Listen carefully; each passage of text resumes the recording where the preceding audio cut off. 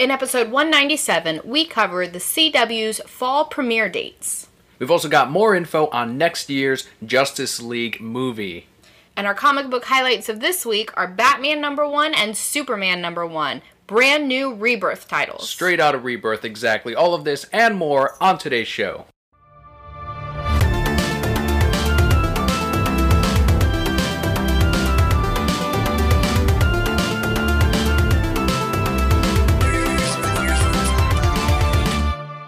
Hello and welcome to the Reasons I'm Broke podcast, bringing you the reasons we're broke, ranging from comics, movies, TV, video games, and more. I'm Kelly. And I'm Daniel. The way we format our show for any new brokeheads out there is first we start out with some news, again, ranging from comics, movies, TV, video games, all the things that make us broke throughout the week.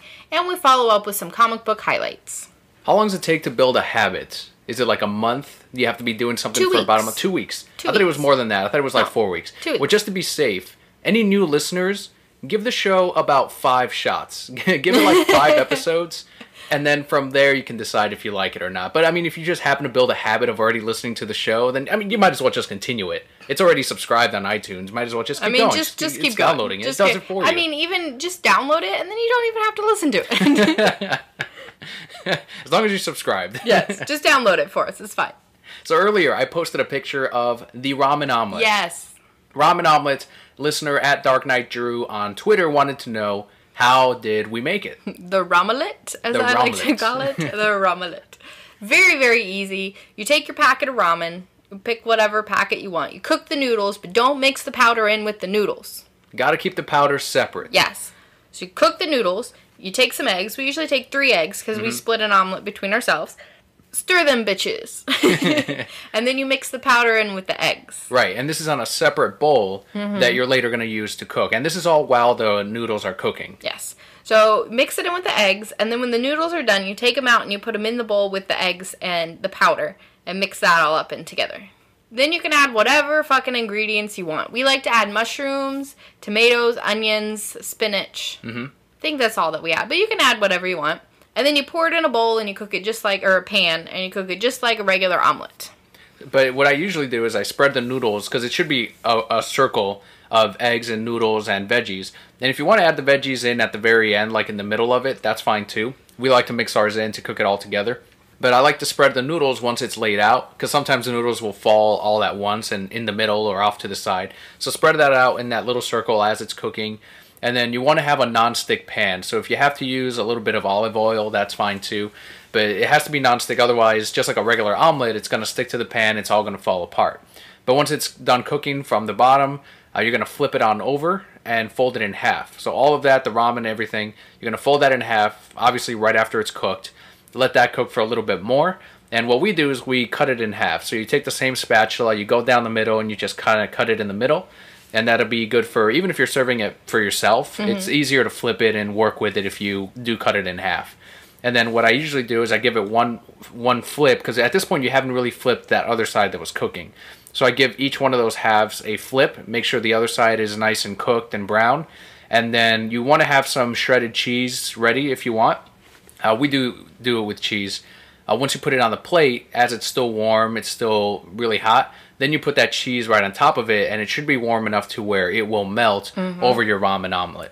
It's delicious. I think it's one of my favorite breakfast foods, and we don't make it enough because it is actually very hard to find vegetarian ramen. As far as the packets go, yeah. Normally they add beef or chicken or something, but we were able to find the chili ramen omelet. Or not ramen, but who's it by again? No, Top Ramen. Top Ramen. Absolutely delicious. Definitely check it out. If you guys make it, post a picture on our Twitter at Reasons I'm Broke or out Palpakelli and let us know what you thought of it. All right, so on to the news. We were talking about E3 last week. And according to Brandwatch.com, these are the top 5 most talked about games from E3 2016 over Twitter and Facebook last week. Number 5 is Star Wars Battlefront. Number 4 is Watch Dogs 2, which surprised me because Watch Dogs 1 was not received too well. Number 3 is God of War. You mean God of Whores? Yes, God of Whores. Number 2 is Battlefield. And number 1, of course, is The Legend of Zelda Breath of the Wind, which had Breath nearly... of the Wild. Man, why do I keep calling it Breath of the Wind? I feel like this is the 7th time I've called it that. Is that because you were calling it that last time? Because I called it Breath of the Wind once. Once on the show notes, I put Breath of the Wind. And now you read it that way. Yes, okay. Breath of the Wild, which had nearly double the mentions that Battlefield had. Like, when I saw that little graph breakdown, it's like Breath of the... Like, everything else, and then this giant fucking blue bar for Legend of Zelda. Just everyone talking about... If only those things translated to sales, I think Nintendo would be very happy. Oh, yeah, of course. I mean, this is all just people tweeting, talking about it on Facebook, talking about it on Twitter. Talking about it in real life. Dun, dun, dun. And as we know with people, when they're talking about these things, especially Nintendo fans, they'll support something or they'll demand something, but then they won't support it when it actually releases. But this is Legend of Zelda. It will do extremely well regardless on both the NX and the Wii U sometime next year, assuming it doesn't get delayed again. Oh, and it will get delayed again. But something that we finally have dates for, and I am ecstatic because I have been waiting and waiting, and really not waiting that long, but it's one of my favorite shows. The CW has announced the fall premiere dates for the DC television shows. So these are going in order of premiere, not necessarily throughout the week, but just which ones we're going to get first.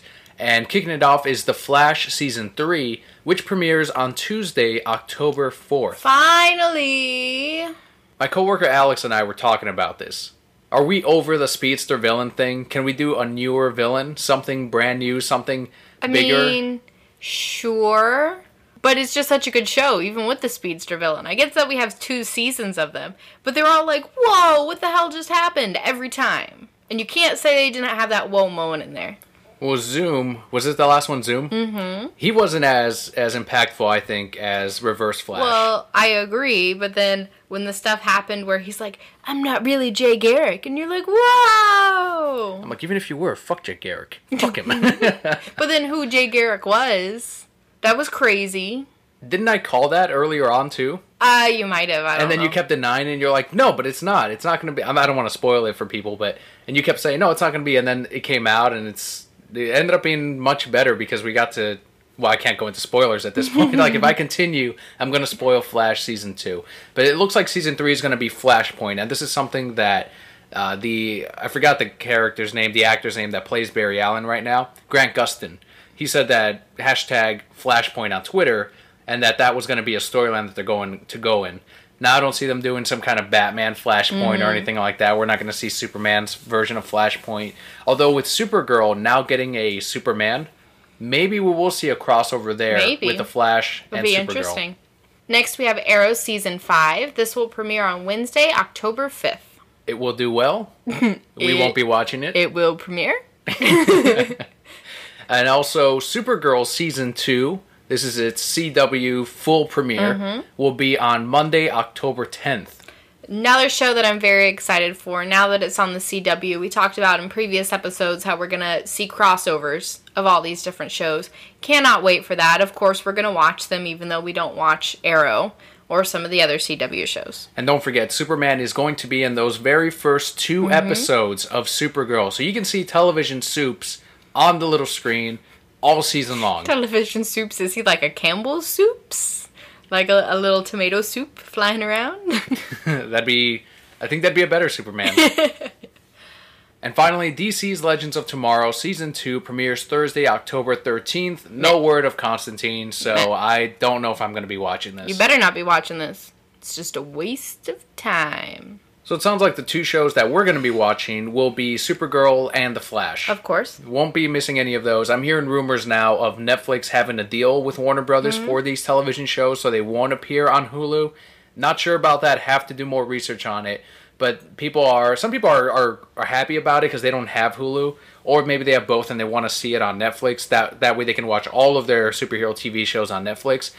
But if they do a certain deal where they have to wait, kind of like the regular TV shows, you have to wait a year after it premieres, then that means that they have exclusivity to The Flash to show it a year after it premieres. So gone off of Hulu, and now your ass has to wait if you don't have cable to see it on Netflix a year later. Like, that's the downside to all of this. Can you watch it on the CW.com? I think you can if you have like a cable provider. You have to log in through Bright House. I mean, but we do. Well, we do, but like for people that don't have that, like this is a pretty big deal. If you just get Hulu, you're kind of screwed. Thinking about myself. But if you have internet, your internet is typically through a cable provider. So that is something to note, guys. Even if you don't have cable, if you do have internet, you can sign in to these websites with your online login for your internet provider. As long as it's a cable company, you can still get this stuff. And onto the big screen for DC Comics. According to producers Deborah and Zack Snyder, they are taking lessons learned from Batman v Superman and are working towards a, quote, brighter, more inclusive, end quote, vision of DC's superheroes. This will include upgraded costumes inspired by Alex Ross. Do you like Alex Ross? I do. I believe I like Alex Ross.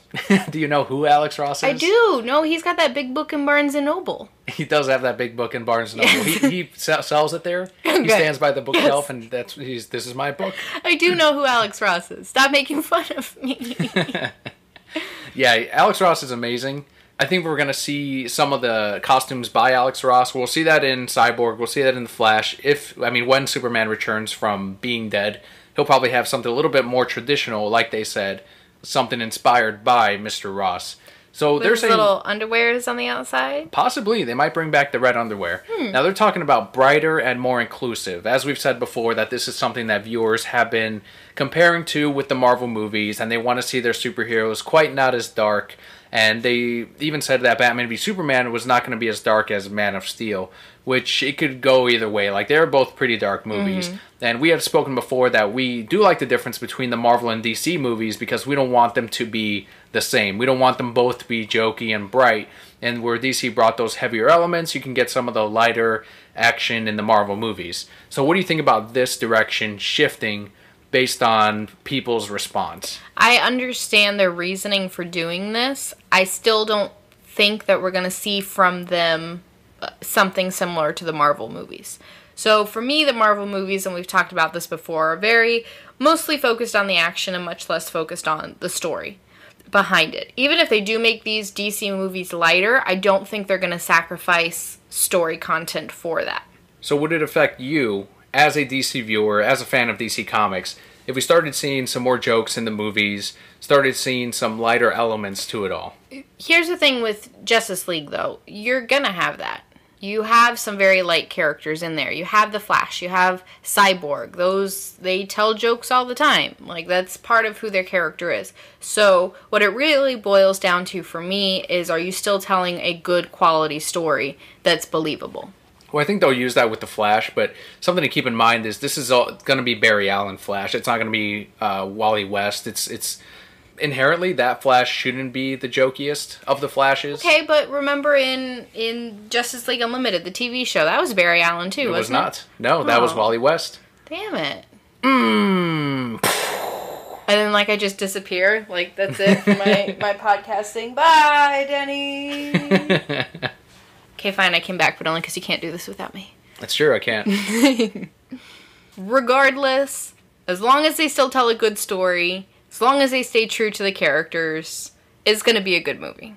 Hopefully it is. I still like the heavier elements. I like that Batman v Superman could be enjoyed from all kinds of different aspects. You can take it and break it down. You can take it and even if you want to just check out the Dark Knight Returns portion of this, or the Doomsday storyline. You can take all of those little portions of the movie and kind of examine them on their own. You can make arguments about the debate of whether or not Superman should have this much power. All of that is explored in the movie, and I'm hoping that, as you said, they don't sacrifice the story for the humor or for the lighter elements that they look to be incorporating with Justice League. And I do have a quote here from Deborah Snyder, who told Comic Book Resources the following. I think the main thing we learned is that people don't like to see their heroes deconstructed. I think that's hard because it's people we've grown up with and we care about. They like seeing them in all their glory. Justice League is much more inclusive than Batman v Superman. It's all about the characters too. We have these two very young characters, Flash and Cyborg, and they're definitely lighter. I think they're going to appeal to a younger audience. Seeing the heroes deconstructed, that's a big deal with me especially. Even though I enjoyed Batman v Superman, I saw it 4 times in theaters. I still didn't get used to, and I'm still not used to Batman blowing people away. Batman murdering. And I understand that he's done that in the past, and I know that there are versions of Batman out there in the comic world where he does murder, and I get it, and I have accepted that this is simply this version's Batman. This universe's Batman is killing criminals, and that's fine. That's just how I kind of have to justify it, because this is the Batman that we have right now. I could either choose to not watch these movies or accept that this is the content at this moment, until the next reboot, until they get the next relaunch, whatever it may be. So that's fine. But them saying deconstructed, I think it's talking to those people that felt uneasy with this Batman, that feel uneasy with the Superman, who murdered twice now. Like, he killed his villains. He killed Doomsday, and now before that he killed Zod. Okay, but he had to kill Doomsday. Not if you watch the... well, I guess he had to this one, but I like the how it should have ended with Batman v Superman, where Batman just takes care of Doomsday himself. Oh, yeah. Which he could have. He could have taken care of Doomsday without having gotten stabbed himself also. Well, yeah, because he's Batman. Because he is Batman. Or even Wonder Woman. There's a lot of arguments that she could have also taken down Doomsday. But Superman needed to die to continue the story. I'll just stop. Batman will also reportedly have several new suits, including a new version of his armor and a more standard superhero outfit. The new version of his armor, are they talking about the Dark Knight Returns armor? Because I do want to see that return. That'd be cool, but you know why they're doing this? Toys. Those fucking toys. Exactly. Get all the different Batman battle suits. During Halloween, you got to get this version of Batman. You got to get the armored version of Batman. You got to get all this. All of that is going to be... You're going to get the different birthday cups of all the different versions of Batman. You got to get all the different toys birthday cakes. The posters, the birthday cakes. You have to do it. With Batman, I mean, it just writes itself for toys and merchandise. And with Batman, again, I do want to see that armor, because another time in which he could have busted out that armor would have been against Doomsday. You know, during that fight, he was just kind of hanging back and checking everything out. Not really even doing the Batman thing where he strategizes. We didn't see a lot of that. Now, we did get that action sequence beforehand where he saved Martha, but in this case, he was just kind of hanging back and just watching Doomsday, watching Wonder Woman. I like that little dance that you're doing when you talk about him hanging back. And if he had his armor, he could be out there fucking... If he took on Superman with that armor, he can take on people like Doomsday. He can take on people like Darkseid. So an upgraded armor of that's going to be great. And I hope that is what they're meaning with that. I'm sure that is. Again, toys, but also it looks really badass. Like, you put that on a screen, and you're going to get people crazy about it. You notice that we didn't hear any comparisons to Iron Man after that movie came out. No one else was saying, oh, it's just Batman trying to be Iron Man. Everyone fucking saw that suit and was like, oh, that's fucking cool. They all came in the theaters.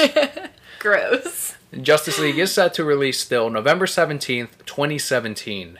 Along with this, though, Warner Brothers also unveiled the official logo to the Justice League film, along with a full synopsis. The synopsis reads, fueled by his restored faith in humanity and inspired by Superman's selfless act, Bruce Wayne enlists the help of his newfound ally, Diana Prince, to face an even greater enemy. Together, Batman and Wonder Woman work quickly to find and recruit a team of metahumans to stand against this newly awakened threat. But despite the formation of this unprecedented League of Heroes, Batman, Wonder Woman, Aquaman, Cyborg, and The Flash, it may already be too late to save the planet from an assault of catastrophic proportions. Until Superman comes back from the dead. And saves everyone. There you go. And that's going to be the wah moment in the theater. I'll be saying wah if he has the long hair. He's got to have the long, flowy hair. He's got to have that. They have to do I don't think he's going to have the long, flowy hair. Why can't they do the long, flowy hair? What's wrong with the long, flowy hair? Because Aquaman already has enough long, flowy hair for that. For everyone? Franchise, yes. I love that. That would have been... Someone's already photoshopped the long, flowy hair on Henry Cavill with the black suit. And it looks great. I'm like, yes! Straight out of the fucking comics. Long-haired Superman. My favorite version of Superman. The most feminine version of Superman. I don't know. The New 52 Superman was pretty feminine, too. I don't know. He had short hair. He was pretty well kept. And he says things like, Bruce, I can hear your heartbeat from anywhere in the world. That was pre-New 52 Superman. Well, so this is perfect. You were wondering if pre-New 52 Superman was in love with Batman, and now we know. That's true. He was the one that said, I can't hear his heartbeat on this world. I'm like, wait, what do you mean his heartbeat? Like, do you have it memorized? What's going on? Clearly he has it memorized. Who else's heartbeat would he have memorized? Not his wife and kid. No, definitely not. He can only tune into one. Yes. And he chose Bruce. The Justice League logo, what do you think about that? That's pretty cool. I like it. I feel like it's very classic. You were pointing out that they have, like, little Easter eggs in there. For like Wonder Woman, Superman, little and angles Batman. for all of them, which is pretty cool. I did not pick up on that, but your artist eye obviously did. To me, it reminded me of an old Justice League logo. Mm-hmm. So it was very classic. It's going to pull in the newer people and the older crowd alike. It's going to be easier, too, to put on, as we mentioned earlier, toys, merchandise, social media campaigns. It's a clean logo, and I want to say it's made by the same company that did their recent DC Comics logo, because it does look like it's very similar fonts to what they have now with the DC and the circle. You're going to start seeing it everywhere roll out later on this year, but I think it is the same company because it looks pretty similar to that, and it has that same look. They could even take just the J and the L and put that in logos and in circles and all of that, and that itself would be a good logo. So I think it looks great. I think it also looks pretty similar to the Suicide Squad one, except, as you mentioned, a lot more cleaner and a lot more old school. We do have a quote here, though, from Ben Affleck. Did I say it right this time?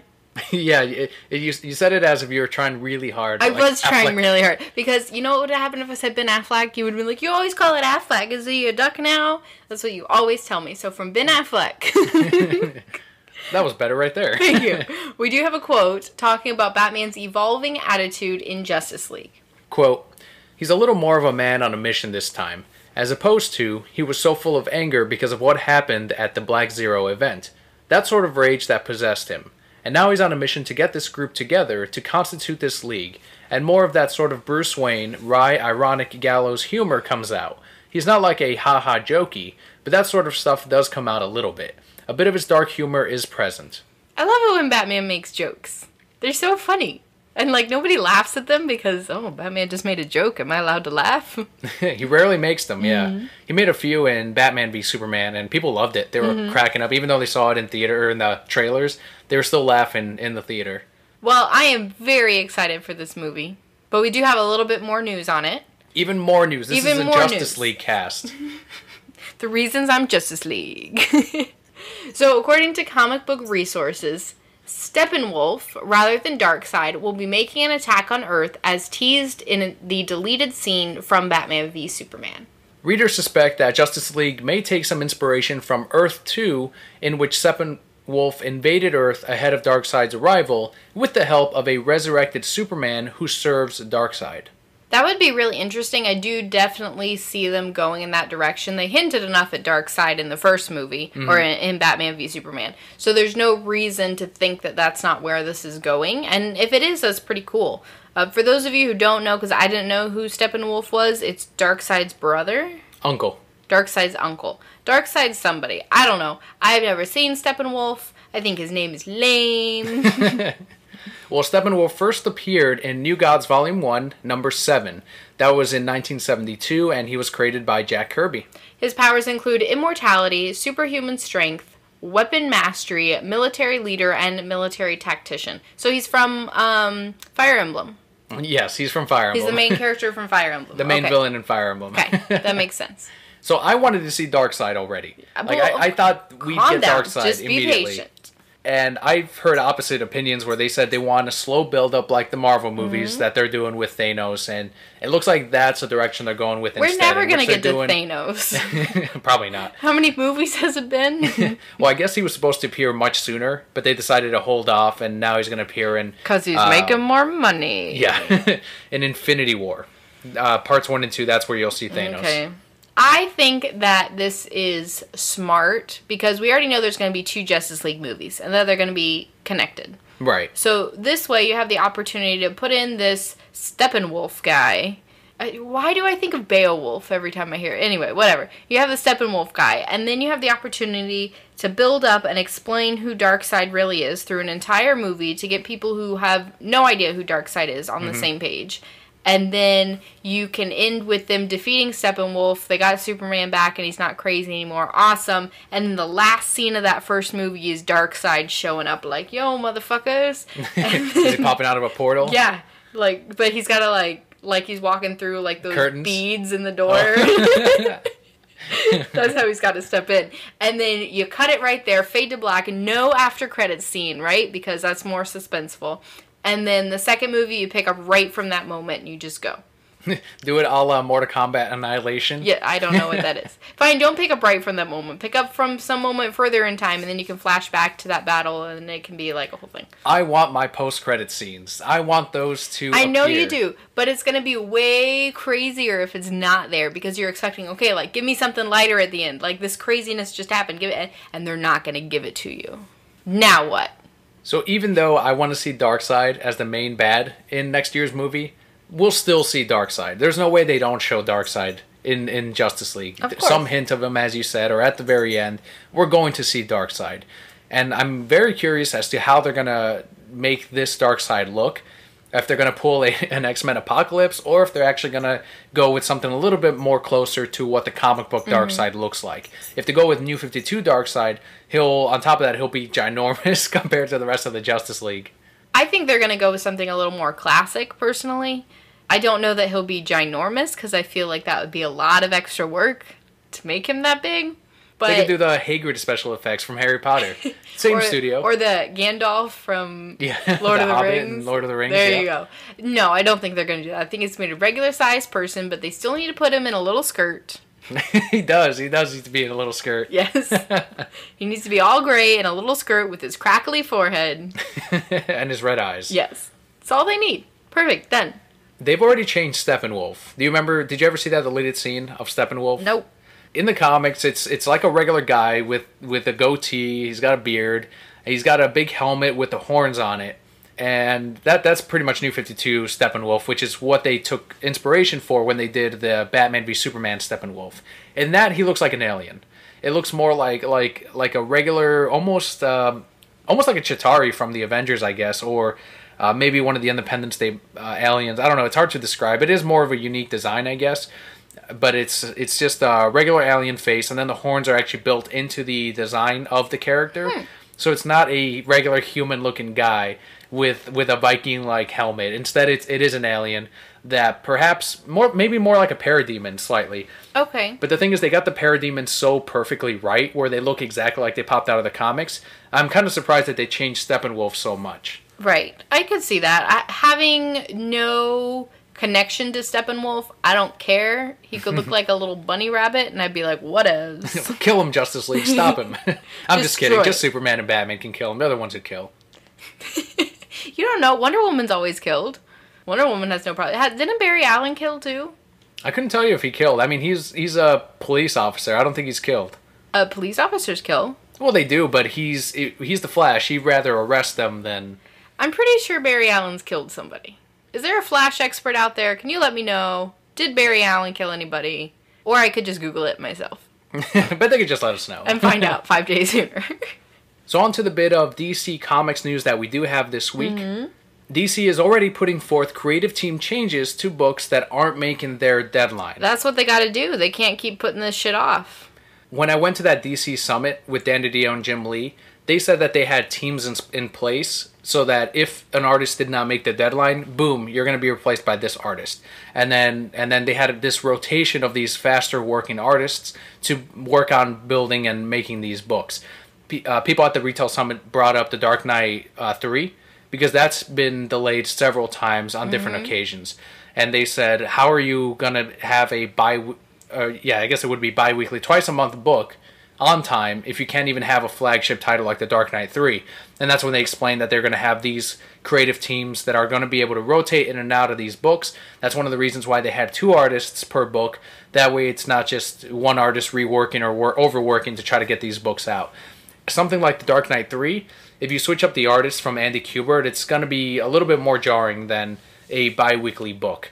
So they're already implementing that with DC Rebirth so that these books do come out on time, and we do have some of the replacements to these books. So July Superman number 3 will be drawn by Jorge Jimenez, who is replacing Pat Gleason, and Batman number 6 and number 7 will call on Ivan Reis and Riley Rossmo, replacing David Finch and Mikel Janin.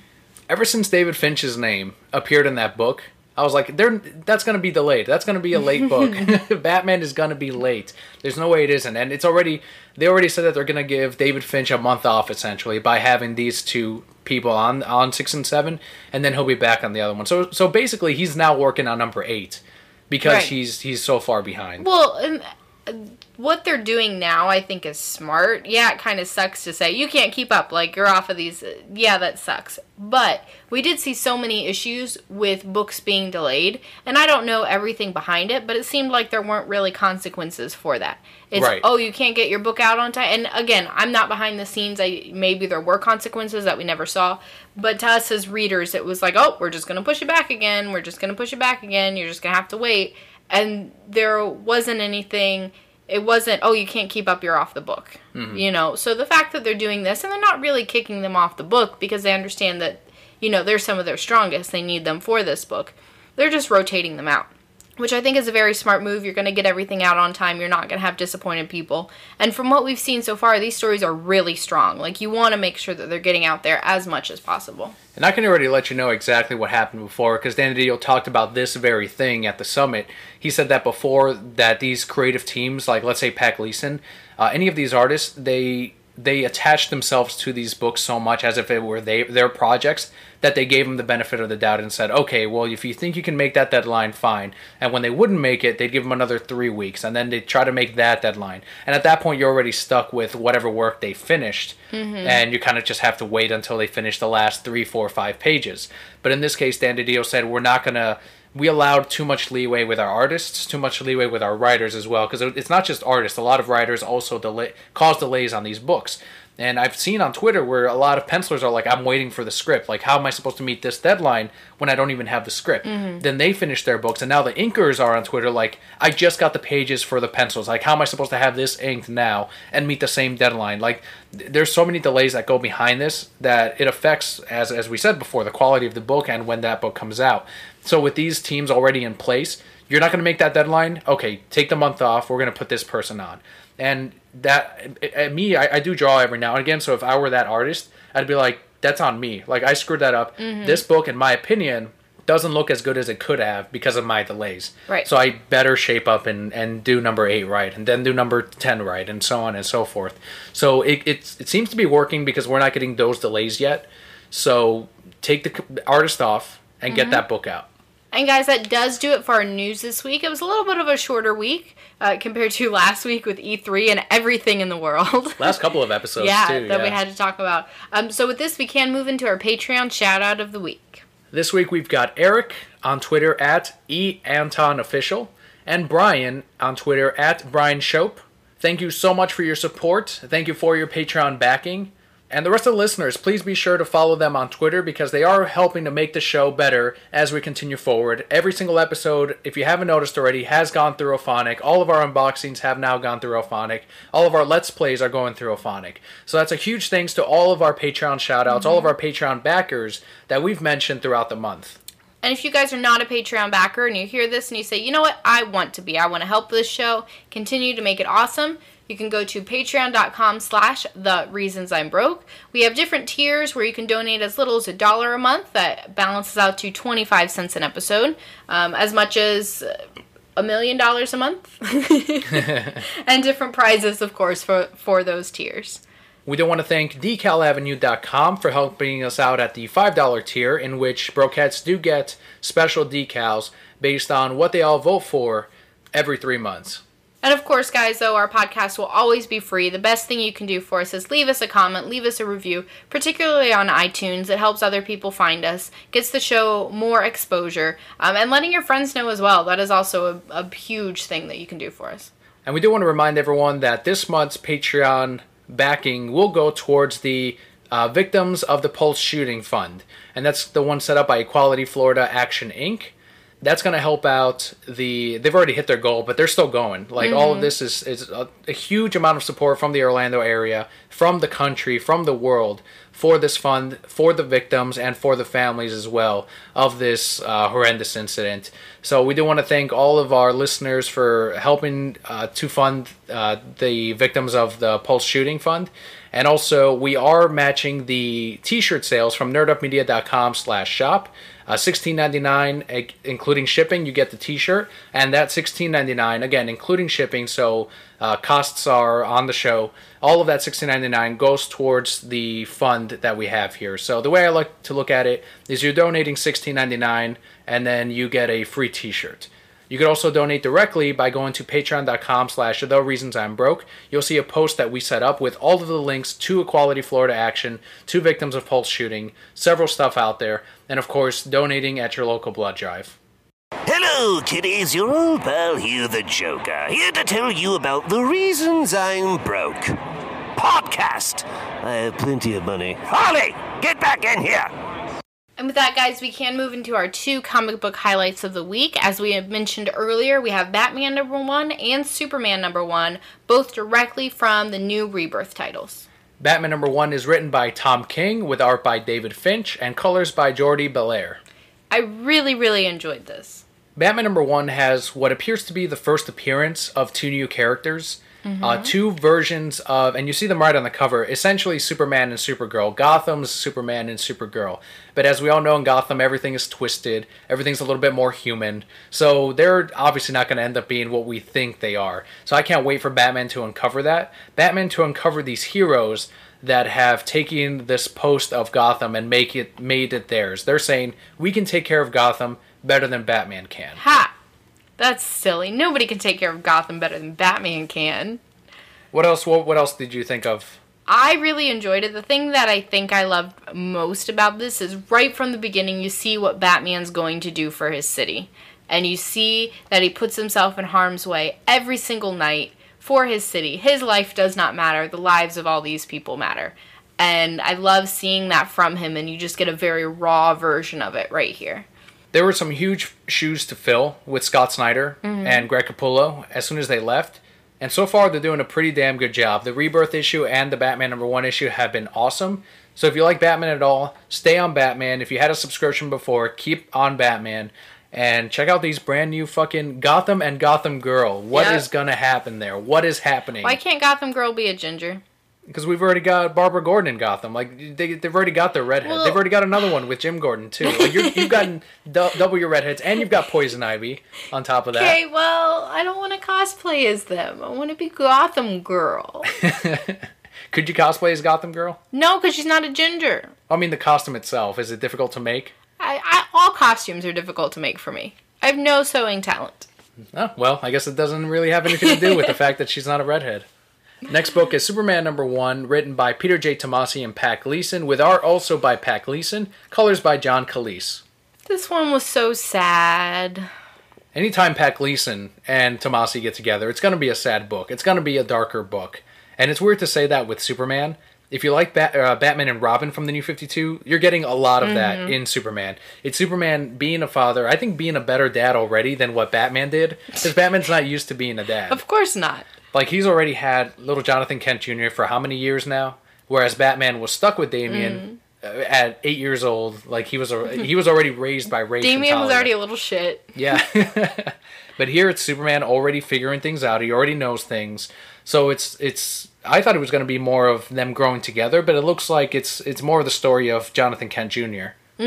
That's what I'm seeing, and I think that's going to lead into Super Sons really well, too. We get to see kind of the beginning of that, of Jonathan trying to figure out his powers. We get to see a really heartbreaking moment where he realizes that he doesn't really know what he's doing. That got me right in the gut. I was like, oh, this is terrible.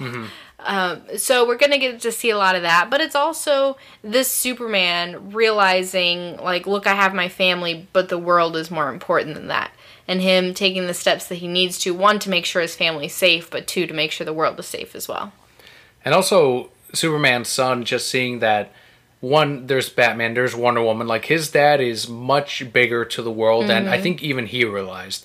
And we see that their life is mainly about the farm and trying to help out one of the examples here is the farm catches on fire at one point, and Superman saves it, and he's like, all right, yes, he saved the farm, but he doesn't think about, oh yes, he saved the world, the universe, the galaxy, whatever it may be. Like, all of that is much heavier, and he's just starting to realize that with his dad. Once again, another fantastic start to this series. Hopefully they continue to go this way. You know, like you've mentioned several times, you've heard nothing but great things about the Rebirth. We've seen nothing but great things from Rebirth, and they just need to keep it up, and they have some gold right here.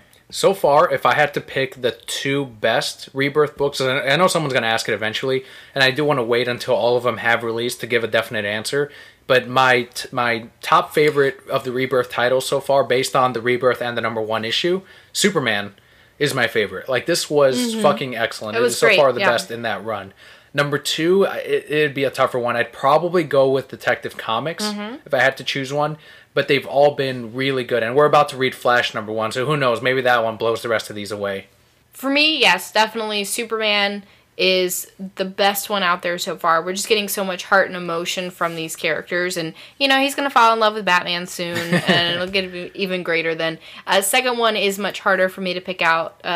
Detective Comics was great, Batman's been great, even The Flash, which I only really know from the TV show. The first Rebirth title, Green Lanterns, has been good, so I'm going to have to hold off and see what else we have coming. I'm sure as we get further into the weeks, it'll start to differentiate just a little bit. I don't know. Hopefully it doesn't. Hopefully I have this hard of a time picking everything all the way through. So you're the Superman Loves Batman expert. Oh, yes, I am, of course. Before I ask you the question, theme song. I can lift you up. I can show you what you want to see and take you where you want to be. You could be my luck. Even if the sky is falling down, I know that we'll be safe and sound. We're safe and sound. Alright, Superman Loves Batman theme song's gone. Out of the way. This Superman, pre-New 52 Superman, has not yet introduced Jonathan Kent Jr. to Batman. Right. So he's essentially, how's he going to work into, this is your dad now? Like, this is, I'm your dad, and he's your dad. He's your other dad. Like, how's he going to slowly work that in? Because he's already, 8 years old, 9 years old? Yes. So we see it at the beginning of this book, obviously. Then I don't want to spoil it. But that last moment, like, that's where it begins. Like, okay, let's... So he's going the slow route. Yes. Like, it's a slow burn. And then he's going to have to introduce him to Damian. And then he's going to have to refer to Damian as his brother a lot, so that it starts. And he'll be like, Dad, we're not really... Oh, I know you're not really brothers, but, I think of you two as brothers. Like, we have to go that route. Slow until eventually he's just calling Batman Dad. And then is that when Superman makes... I mean, what's going to happen to Lois then? Like, he's still living with Lois. But Lois has to understand Batman's always first. Like, she's realized this. So this is a wiser Lois. Yes, this is much wiser Lois. She loves Superman, and Superman loves her. But she realizes that Superman's heart's really with Batman. And Superman's in love with Batman. Who is she to stop him from his one true love? From his feelings. Yes. And there you go, Brokettes. That's where we're going to end the show on Superman Loves Batman. I want to thank all of you for tuning in and for listening. All of the Patreon backers, all of the listeners, everyone on Twitter, everyone on Facebook. If you interact with us at all, you can find us on thereasonsimbroke.com. You will find the link to everywhere you can find us, all of our social media accounts. Don't forget, guys, if you do get a chance to make a ramen omelet this week, let us know. I'm so excited to see what crazy concoctions you come up with. You can hit us up on Twitter, of course, at Reasons I Broke, or at Kelli, which is Kelly with an I, because that is my name. You're like, that is the only way to spell Kelly? That is the only way to spell Kelly. Any other way is a lie. And next week, we should have the results to hashtag banana yes or hashtag banana no on whether or not holding a banana peel behind your cart in Mario Kart 64 makes you go faster. It does make you go faster. It does. It does not make you go faster. I did it, and I won. Okay, that's because you beat a crappy Mario Kart 64 player. I used to play against the computer on 150cc and win too with my banana behind me. Now what? I'm gonna have to see this. I'm gonna download Mario Kart 64. That's fine. On the Wii U. Why don't we just pull out my 64? We can do that too. And then I'll just play it on there with like the shitty controllers that don't work anymore, and I'll still win. Because you've got that banana, super boost. It's a constant boost, right? Is that what your argument is? Yes, because it makes you slip along faster. So that's what it is. It's you have less traction. Yeah. That's where the logic comes in. Yes. Less traction because of the banana peel. And because I always won when I had a banana peel behind me. It's true. Don't make fun of me because it's true. So what would you do when another box would come up? Like, would you let go of the banana peel? No, I'd still keep the banana peel. So it could have been a mushroom. It could have been a blue shell. It could have been... but banana peels go faster. I didn't need the blue shell because I was already in first. What if someone passed you? You could just throw the blue shell. Or I could just stay in first. With the banana peel. With my banana peel. Actually, and then the only time I would lose the banana peel is if somebody was coming up behind me, and then to go like, get right in front of them and make them trip on my banana peel, but then I'd go slower, so. By that logic, shouldn't they, like, zoop faster past you because they're slipping forward so quickly? Because if you run into it, no, if you're holding the banana, you go faster. If you run into a banana, you spin around. God damn. I still don't see the logic in that. The banana peel makes you go faster, okay? I'm going to Google this shit right now. Thank you so much for listening. I'm Daniel. And I'm Kelly. We'll see you next week.